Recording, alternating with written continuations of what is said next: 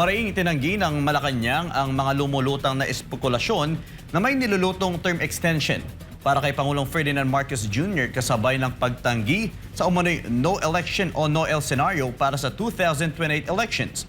Ayon sa palasyo, malinaw na isang diversionary tactic lamang ito upang ilihis ang atensyon ng publiko mula sa mas malalaking usapin sa bansa. Si Ina Mortel magbabalita. Bago tumulak patungong Japan nitong Martes, naglabas ng kanyang reaksyon si Pangulong Ferdinand Marcos Jr.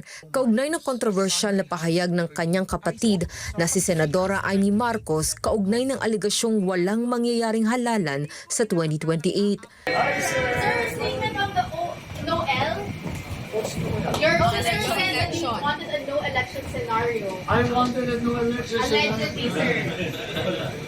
Dinipensahan naman ni Palace Press Officer Undersecretary Claire Castro na laging sumusunod anya sa batas ang Pangulo, kabilang na ang mga umiiral na batas kaugnay ng halalan sa 2028.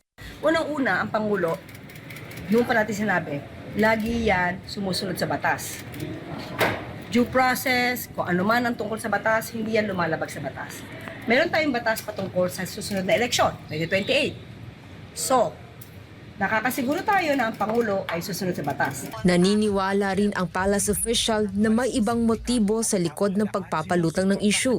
Layon umano nitong takpan ang mas matitinding usapin sa bansa ngayon, partikular na ang nalalapit na impeachment trial at ang naganap na kaguluhan sa Senado. Sa ating tingin, sa ating pagkakaintindi rito, ito ay para matakpan, matabunan ang totoong issue. Nalalapit na po yung impeachment trial.